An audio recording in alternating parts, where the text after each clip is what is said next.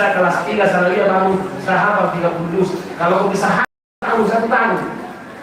Kalau bisa hafal 3 bulan, 3 bulan. Jangan menunggu waktu. Nah, siapa yang terlambat akan tergilas. Nah, dunia ini sekarang ini orang bersaing orang. Jadi kalau Anda tidak berani bersaing, bahaya.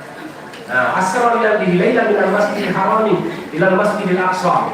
Nah, kenapa kira-kira hadirin yang kami muliakan, apa filosofinya sebenarnya? Kenapa Nabi Muhammad hadirin yang kami muliakan diperjalankan dari Masjidil Haram ke Masjidil Aqsa? Kenapa itu tidak diperjalankan dari Badrun ke Masjid ke Pinrang? Kenapa kira-kira begitu?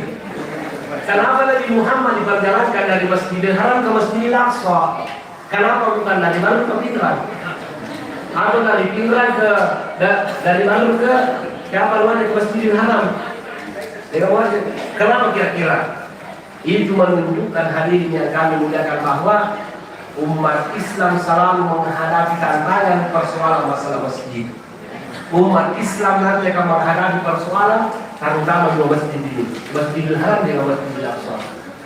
Coba buka orang mengeluarkan zakat itu, banyak orang yang mengeluarkan zakat. Apalagi melaksanakan ibadah haji, luar biasa. Saya tidak tahu kalau di Kabupaten Baru ini, di Pinrang itu daftar tunggunya. Kalau kita menyetor tahun ini tahun 2020, insya Allah 20 tahun sampai 30 tahun akan datang baru bisa berangkat ke tanah suci. Saking banyaknya daftar antriannya. Tapi coba masjid, tidak ada itu masjid antri orang sembahyang. Ada tak? Enggak. Maka dari rumah kedua apa namanya kamu karena tidak ada di masjid. Tidak ada. Itulah yang menunjukkan bahwa ibadah sholat itu banyak yang dilalaikan umat Islam. Pak, kita mengeluarkan zakat, kita rajin berpuasa, kita pernah haji atau umrah tapi kita tidak sholat, kita tidak akan selamat di akhirat. Kita tidak akan selamat di akhirat. Saya kira kalau sholat yang pertama diperiksa oleh Allah di pemakanan sampai nyata lupa, insya Allah selamat. Tapi pemajalis kita akan menderita. Nah, jadi dua ini perlu kita ajarkan anak-anak. Tapi diajar tentang masalah ketauhidan, itu tadi sifat 20. Kemudian ajar anak-anak sholat. Kalau anak-anak tak sholat itu kita tidak ribut sebagai guru, apa namanya, membimbing anak-anak. Karena kan indah sholat anak-anak anil fahsya'i wal munkar. Kalau bagus sholat anak itu insya Allah. Nah, insya Allah kita tidak akan terlalu repot, kita tidak terlalu apa namanya. Karena kenapa? Karena sholat ternyata dapat mencegah dari perbuatan keji dan munkar. Itu. Nah, kemudian innahu huwas samiul basir. Sesungguhnya Allah itu melihat, mendengar, dan Allah melihat. Apa artinya?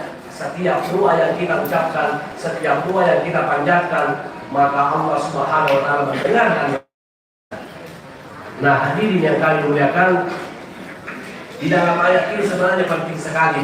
Ada pertanyaan, apa sebenarnya Nabi Muhammad misinya sehingga dia Isra dan Mi'raj? Kenapa Nabi Muhammad sebenarnya diperjalankan? Salah satu tujuan utamanya linuriyahu min ayatina. Allah ingin memperlihatkan kekuasaannya kepada Nabi Muhammad. Makanya itu ada beberapa hal yang dilihat Nabi Muhammad ketika dia dalam perjalanan. Yang pertama itu ulida alaihi laban wal khamr. Nabi Muhammad itu ditawarkan apa namanya? Ditawarkan susu dengan minuman keras. Ditawarkan balok. Ditawarkan balok atau miras dengan susu. Muhammad, ini susu. Oh, ini balok. Buah pagi. Mana kok ini? Nabi Muhammad mengambil susu dan minum susu. Nah, langsung dikasih ke Nabi asobat fitrah. Nah, kamu sudah benar pilihanmu.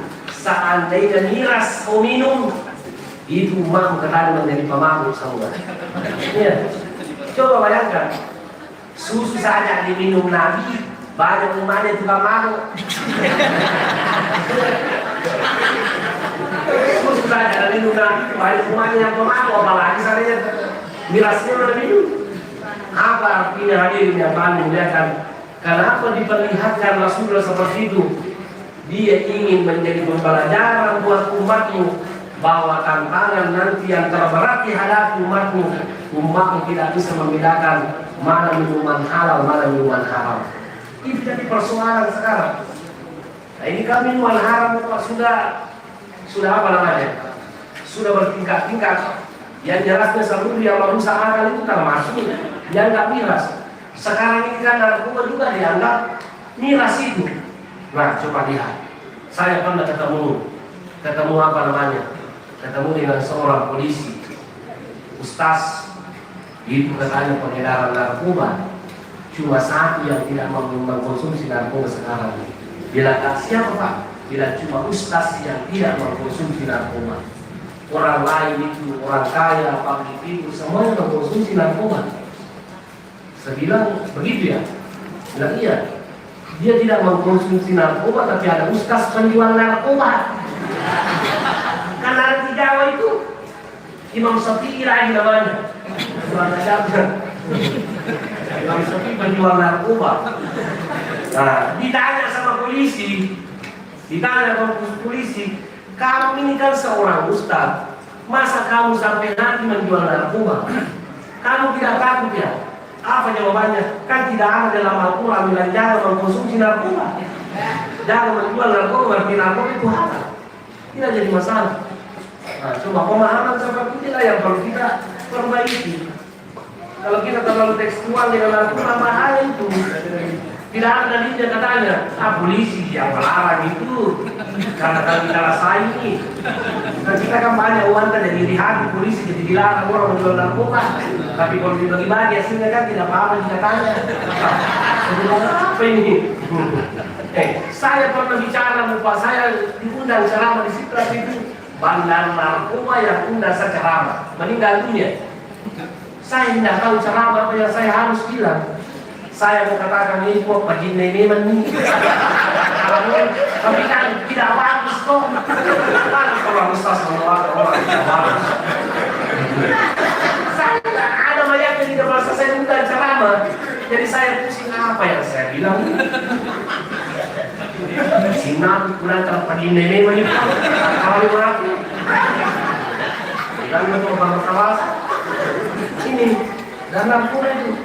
Saya tanya istrinya, itu alasannya. Bilang, kenapa dia mau menjual narkoba sama suamimu? Bilang, tidak ada katanya larangan dalam Al-Quran, Ustaz.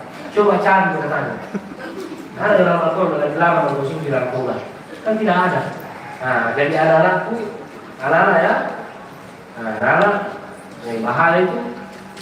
Bahaya anak-anak, perlu dijaga anak-anak. Di pondok saya itu kan banyak mantan preman. Ada yang saya usir dulu itu. Kenapa saya usir? Saya lihat selalu merah matanya. Ternyata dia mengkonsumsi Lempox. Lempox dia konsumsi, tapi kan dia mengkonsumsi lem baru masuk di pondok. Bukan saya tidak, baru dia mengkonsumsi Lempox. Asalnya memang Lempox masuk di pondok saya. Saya lihat kenapa? Karena anak kurus ini supaya mati orang memasak di sini makan pasien. Saya selalu cacingan. Dia bertanya. Nah, kan itu hikmahnya juga saya nakal juga begitu supaya kita tahu bahwa begini tipenya orang nakal. Iya. Jadi mereka pasti ada perbuatan yang tidak bagus. Katanya ini. Saya tanya temannya. Bilang kak, itu temanmu Malempus memang kan? Bila jadi kita ada sesuatu kita di belakang pondok. Lah saya lihat di belakang pondok tempat Lempus itu puluhan.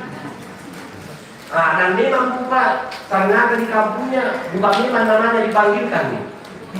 Siapa nama panggilannya? Pak Pija Kalau Lempus itu sebutnya Pak Pija tuh. Lem, Pak Pija. Lem itu nama sebut Pak Pija tuh. Jadi kalau dia dipanggil, oh Pak Pija. Pak Pija dipanggilkan nih karena saking kuatnya Lempus. Nah, karena itu Lempus saudara aku semua ya, kemudian kan. Kalau tahu sudah mengkonsumsi seperti itu, jangan diharapkan kamu bisa menghafal Quran. Lebih baik kamu terjun di sini di makan buaya. Ini kan kebiasaan.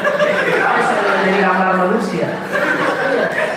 Kamu sudah menjadi jadi gambar manusia, kalau kamu mengkonsumsi narkoba, mengkonsumsi minum-kos, lebih baik kau terjun di sini. Anda dibuatnya, kalau saya urusan. Saya seperti itu, Ustaz. Keras terima saya itu juga. Kalau orang tidak ada mau dipindah, kenapa mau kasih pindah? Daripada merusak semua samanya yang lain. Kan seperti itu, bilang dulu, apa mau dibinasakan. Daripada merusak semua orang. Nah itu. Hadirin yang kami muliakan, kalau ada yang nakal kasih keluar, tapi kuliah wajahnya usaha dia nakal. Maksudnya kayaknya calon pasti. Itu punya sudah digundul masalahnya. Insya Allah nih. Jadi harus kau sadari dirimu ya. Tidak ada yang membuat orang berhasil kecuali diri kita sendiri yang berusaha untuk berhasil. Iya, Inna Allah la yughayyiru ma biqaumin hatta yughayyiru ma bi anfusihim. Allah juga tidak kasih petunjuk kalau kamu tidak berusaha mencari petunjuk. Allah tidak memberikan Al-Quran yang kamu hafal kalau kamu tidak berusaha menghafal Al-Quran. Jadi itu tantangan kita yang pertama. Tantangan yang pertama sehingga dikasih minum Nabi susu dengan beras itu tantangannya buat kita semuanya.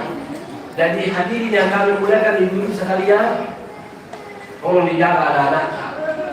Diri kita juga sendiri kita jaga. Itu. Merokok juga. Merokok jangan. Kalau anak ada yang merokok di sini anak?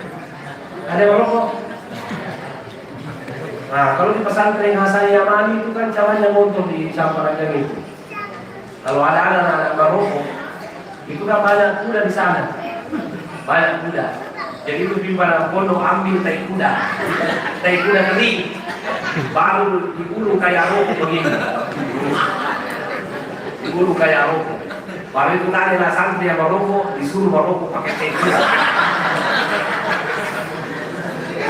Kayak Marlboro ya, pahit rasanya. Saya pernah merokok begitu, pahit rasanya. Rasa tai kuda. Orang merokok, bumbu sebelah-belahnya. Orang tua itu semua keberhasilannya data dukung itu orang namanya bukan di sini. Ada karena tidak ada guru yang menginginkan apa namanya santrinya yang jelek. Jangan disuruh kita melapor ke polisi. Orang tua kurang ajar itu. Masa ditangkap orang tuanya gara-gara tidak mungkin itu. Tidak ada seorang guru yang menghukum anaknya kalau memang anaknya tidak salah. Tidak ada. Anak itu salah bagaimana anaknya tidak nakal? Apa wangi? Anak itu kalau sampai di rumah itu bagus sekali sifatnya, tidak keluar dari kamar begini. Jangan dibuka. Ada dewangi anaknya. Saya teringat, saya bawakan hikmah maulid. Itu Pak Camat itu cerita bahwa ada ustaz di kampung ini, ada orang tua sangat jamin anaknya bagus sekali, tidak pernah keluar rumah anaknya, selalu saja di rumah anaknya, pokoknya selalu dalam kamar.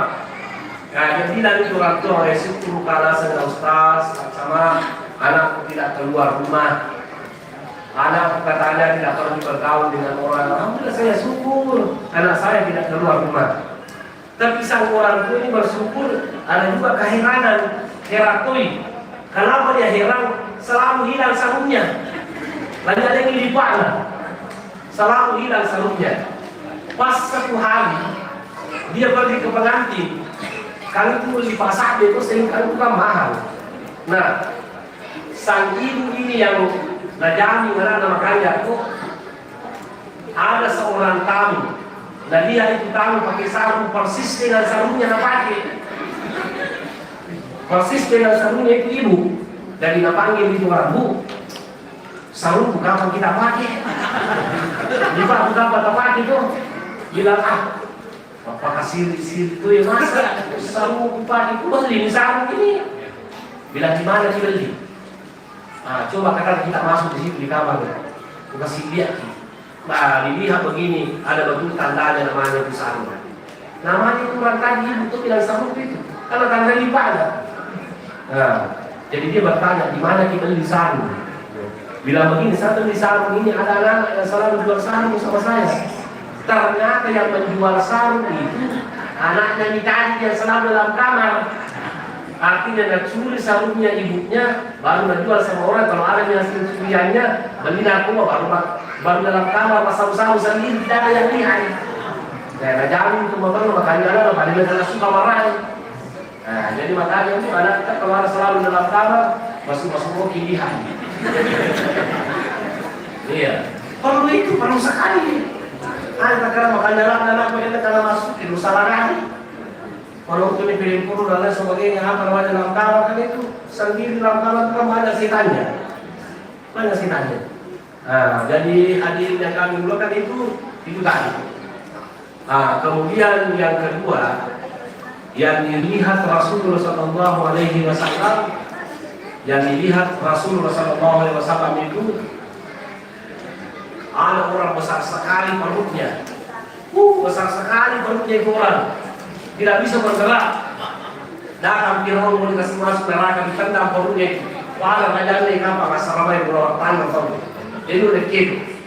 Nabi Muhammad bertanya, ya Rasulullah, ya Jibril, siapa katanya itu orang yang besar sekali perutnya? Bilang itu katanya pemakan riba, tapi menadui. Ya, dan tolong ingat baik-baik. Kalau ada yang pemakan riba di sini, tunggu besaran perut. Iya, dan itu menjadi tantangan buat kita semuanya. Nah, hati-hati Ki. Nah, pernah ada seorang perempuan lewat di depan rumahku, bilang orang Ustaz, lewat bidan di depan rumah. Saya bilang kenapa bidan? Tidak pernah sekolah di sekolah perawat. Bilang Ustaz, bilang papi mana bui. Oh, bilang papi mana bui Pak. Ini bilang papi mana bui. Banyak sekali ubah sekarang itu riba ya. Ada ini yang lucu. Saya ditelepon, Ustaz, bagaimana katanya itu hukumnya pinjam uang di bank? Halal atau haram? Saya katanya pernah meminjam melihat di videonya itu bahwa orang yang bekerja di bank semuanya nanti masuk neraka. Orang katanya yang pinjam uang di bank semuanya masuk neraka. Saya bilang begini, kalau Anda mengatakan begitu, berarti seluruh pegawai yang masuk nanti neraka. Karena uangnya kamu terima ganti di mana? Karena di bank kok. Jadi saya begini, ditanya kamu bagaimana maksudnya pinjam uang di bank. Nah, kalau saya bilang begini, pinjam uang di bank itu ada yang mengharamkan memang, ada memang juga yang membolehkan. Kenapa mengharamkan? Karena mengatakan wa halallahu bai'a wa harrama riba. Kayak yang dinamakan riba itu kalau pinjam uang 10.000 dikasih kembali 12.000 ya 2.000 itu kan riba kan? Memang itu secara ayat yang hadis memang seperti itu. Nah, kenapa ulama juga membolehkan seperti itu? Karena dia mengatakan kalau tidak ada gunanya baru, bagaimana caranya Bang menggaji karyawannya? Kan ada karyawannya, dia sewa rumah, sewa ruko, listrik 24 jam AC-nya. Jadi kalau tidak ada gunanya orang, bagaimana caranya? Kalau tidak menarik keuntungan, kalau kita pinjam, bagaimana caranya? Makanya saya sering kalau saya ditanya di Finland, apa hukumnya pinjam uang di bank? Saya tanyakan, tanya orang jangan dipikirkan masalah halal haramnya. Dia bilang apa yang mau dipikirkan? Itu yang ditanyakan halal atau haram. Kalau haram jangan ambil, kalau halal kita ambil.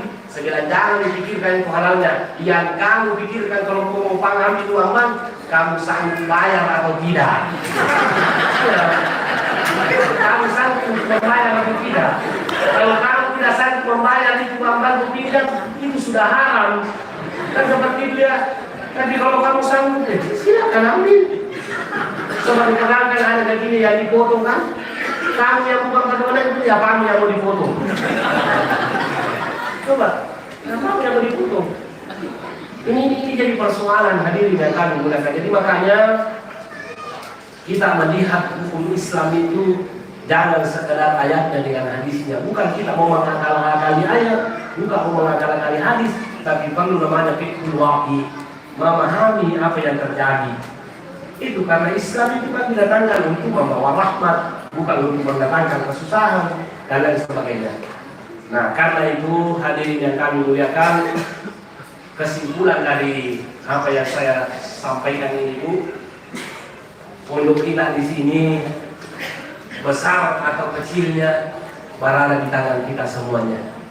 Berada di tangan kita semuanya. Nanti kita sudah meletakkan batu pertama. Jangan sampai la yamutu fiha wa la yahya. Peletakan pertama sekaligus peletakan batu terakhir. Jangan seperti itu. Oh, itu semakin banyak anggota di sini Pak, insya Allah semakin banyak pahalanya. Semakin banyak pahalanya, insya Allah anak nantinya akan banyak berhasil. Saya kasih tahu itu kan orang yang membuat pondok saya di sana. Orang yang membuat pondok saya itu kan itu yang tukang batu bukan. Mungkin dia ikhlas mengerjakan pondok walaupun dia digaji. Sekarang anaknya itu tukang batu, ada di Mesir sekarang sekolah. Itu yang pernah dibantu Paskas namanya Magfirah. Kita kenal Magfirah. Nah, dia berprestasi di sana. Nah, bapaknya tukang batu, dia yang kerja pondok. Dia pasang batu, angkat kerikil, angkat apa.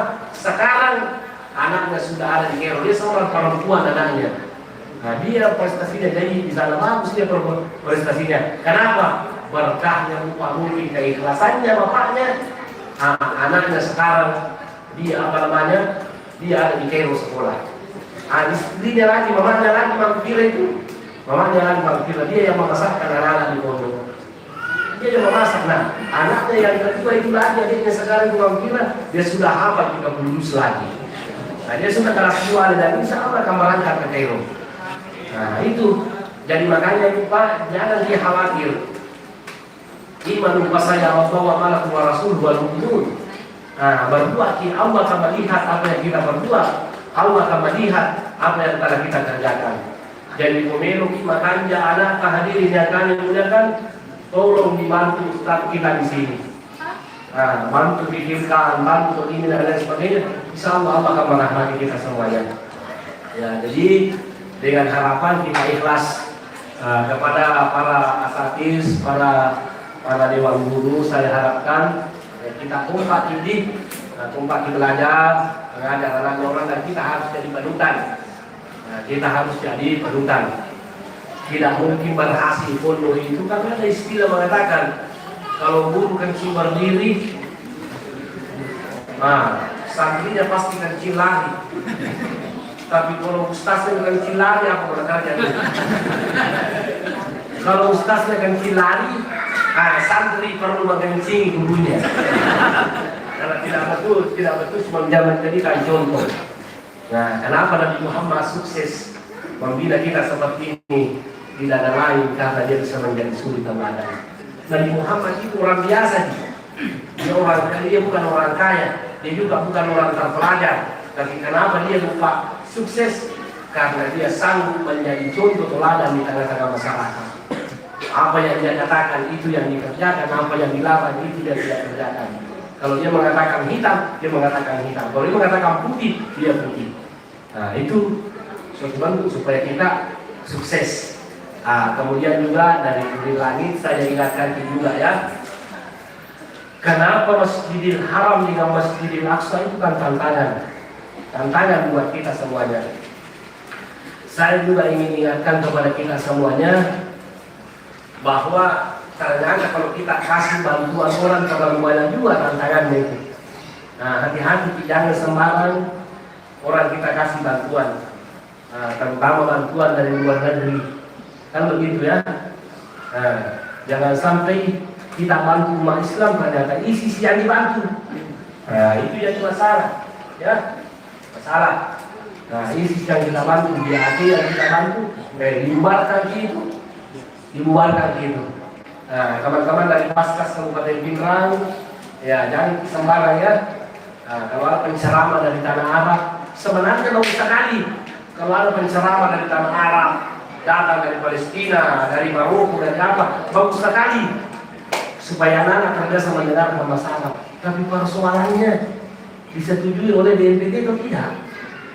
Itu kan menjadi persoalan karena kita ini banyak juga umat Islam yang teroris. Banyak juga umat Islam yang teroris.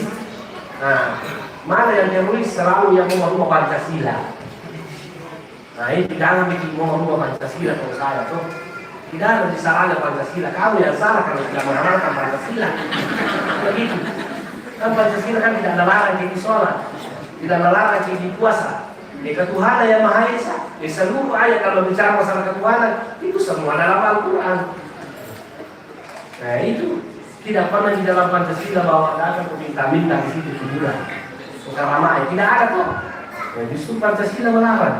Jadi makanya jangan bagi berpikiran mengganti Pancasila.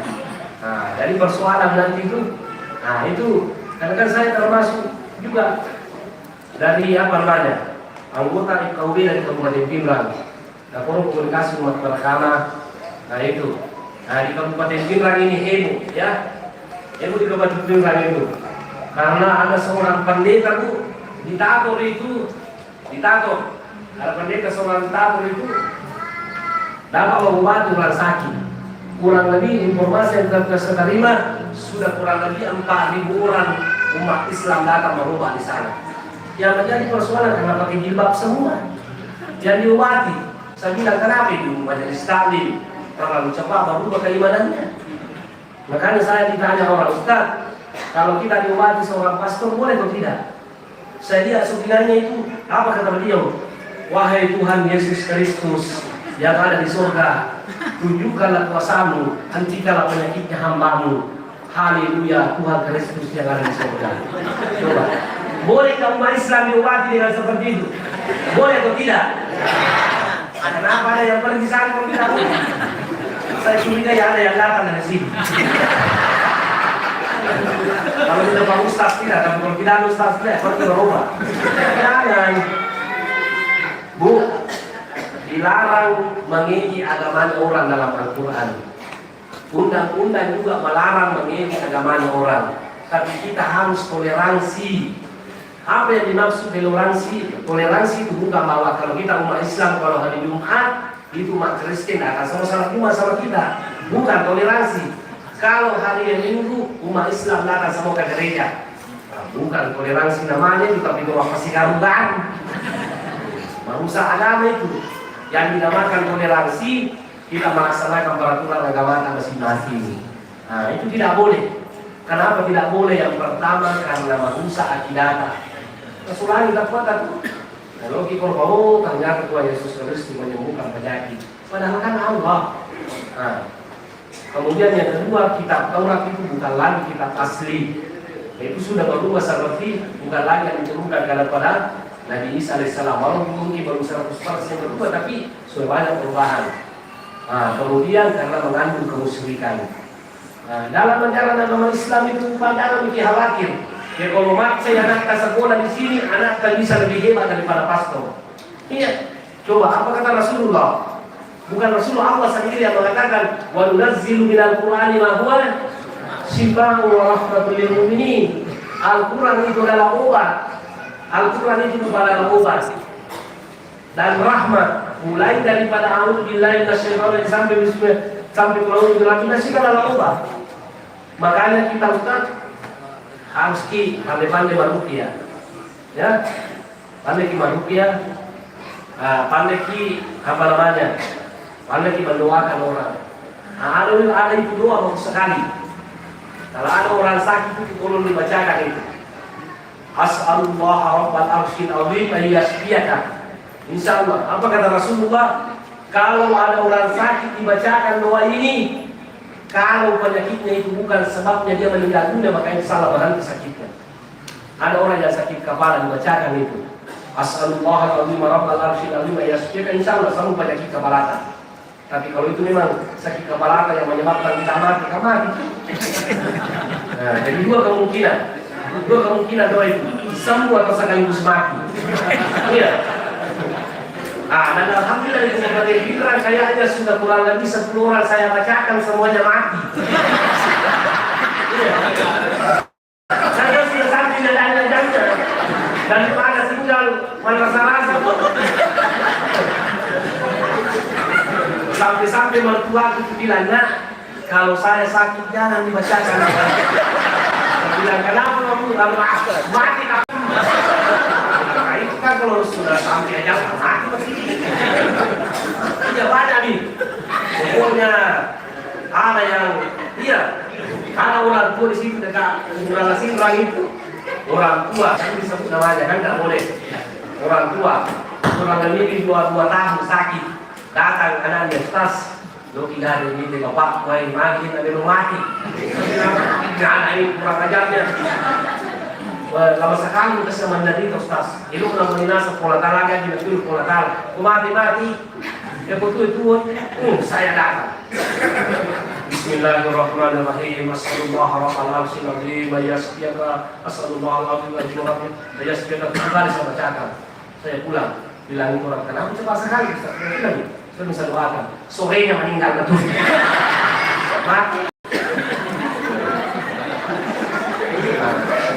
Anaknya pergi juga kok. Akhirnya terima kasih kasih Ustaz. Bagaimana teman-teman salam kamu itu. Barangkali pada dibuatkan. Dan ada pun orang merasa ada itu mati. Bila apa anak ini. Jadi kalau anak sudah bosan melihat orang tuanya selalu karena pagi bacakan. Tidak kurang. Saya bahaya juga ini dua ini. Ya, kita coba nih dua ini. Kamu nggak tahu. Iya. Kalau ada yang sakit, ada yang jerawatan, sudah naik di pisau. Coba bacakan itu. Bacakan kita Bismillah. Nah, itu kita bacakan. Kita ambil apa namanya? Kita ambil juga. Enggak kalau ini tuh, ada orang naik di pisau, Ustaz. Ada banyak sekali jerawatnya, karena banyak mungkin pacarnya. Untuk pakai cadar semua yang cilik.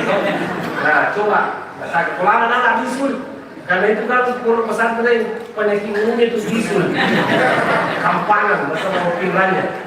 Nah, coba sebagai data. Rasulullah mengatakan, karena kita terlalu sorry, tidak begini. Kita ambil tangan begini. Nah, baru dibacakan Bismillahirrahmanirrahim. Yuriqati ba'dina yusbanihi sakimu dan bismillahirrahmanirrahim. Salah kepada itu mengambil tangan. Iya. Kemarin ini 1 minggu yang lalu istri saya juga gatal kakinya karena mungkin dipindai sama anak pondok. Gatal kakinya, meraih. Bila mulai sakit, kakiku bertanya meraih. Nah sini, saya doakan. Malam ini, saya kasih begini, udah begini juga. Hadis, sambil tangan begini. Baru saya kasih begini. Kakinya, Bismillahirrahmanirrahim. Yusbanihi saqimuna bihi rabbina. Besok paginya waktu dia bangun dia kaget.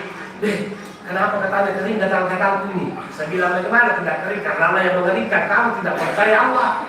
Karena kita makanya. Nah, karena dia bilang kalau kebacakan itu gambaran penyakitnya.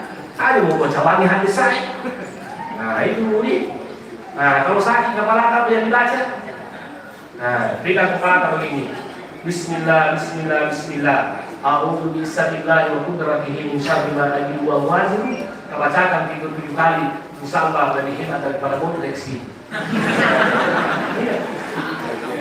Lebih hebat daripada Bontrex. Sakit kita pegang itu, insyaallah berhenti. Dengan catatan yakin bahwa Allah yang menyembuhkan, dan kita mengatakan bahwa itu dapi-dapi yang menyembuhkan Allah. Jangan sampai seperti kisahnya Nabi Musa alaihissalam. Nabi Musa itu ada kisahnya dalam kitab Nurul Zalam. Saya baca kemarin, termasuk itu buku Nurul Asy'ariyah ya, dalam karangannya Syekh Nawawi Banten, itu yang saya baca. Nabi Musa alaihissalam pernah sakit gigi. Dia berdoa kepada Allah, "Ya Allah, sembuhkanlah penyakit gigiku ini." Turun perintahnya Allah, turun wahyu. Musa, kalau kamu berhenti sakit gigimu, itu herbal yang kau makan. Ada bungkus itu katanya kau makan. Jadi Nabi Musa itu memakan itu rumput, dia makan itu herbal. Setelah dia makan itu rumput herbal itu, berhenti sakit giginya. Alhamdulillah, berhenti sakit giginya. Nah, setelah kurang lebih 1 bulan berhenti sakit giginya, kambuh lagi sakit giginya Nabi Musa alaihissalam. Nah, apa yang terjadi? Nabi Musa pergi mengambil rumput pergi mengambil itu tadi obat herbal, dia makan itu herbal. Setelah dimakan itu obat herbal Nabi Musa, bukan berhenti sakit giginya, tapi 42 kali sakitnya. Tapamo patina sini. Nabi Musa berkata, ya Allah, pada waktu pertama katanya saya sakit gigi, saya makan ini obat herbal, sembuh penyakit gigiku. Sekarang katanya saya makan herbal ini, kenapa tidak sembuh sakit gigiku? Turun firman Allah mengatakan, Musa, sewaktu kamu pertama sakit gigi, kamu harapkan saya, iya mudah-mudahan sepapanya di sini. Waktu pertama sakit gigi, setelah kedua kalinya kamu sakit gigi, bukan lagi saya yang kau harapkan menyembuhkan gigimu, tapi itu herbal yang kau harapkan sembuhkan sakit gigimu. Maka ku tambah sakit gigimu karena yang kau harapkan sembuhkan adalah obat. Nah, jadi itu pelajaran buat kita semuanya. Jadi untuk kepada Allah kedua. Nah, karena itulah hadirin yang kami muliakan, anak-anak kita ini